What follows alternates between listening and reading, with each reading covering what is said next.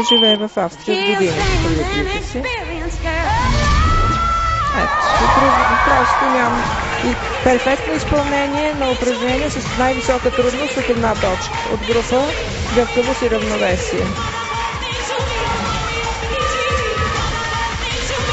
Упражнение от група статична сила. Отново си избрала упражнение с най-висока трудност 0,9. Няма с едно няма в тази група упражнение все още. Комбинация.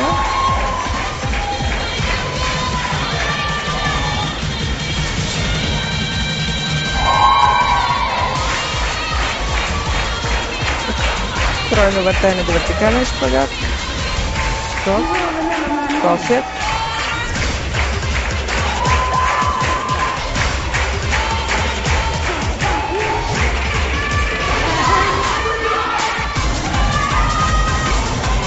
Статична сила, така нареченото упражнение Молдован, на името на румънския състезател, който го изпълни за пръв път.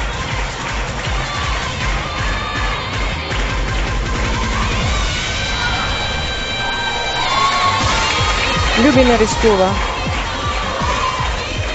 Тя направи обикновен илюжън, за разлика от това, което тя може да направи двоен свободен илюжън, и свободен вертикален шпагат, което има висока трудност 0,9, но тя предпочете да заложи на сигурността.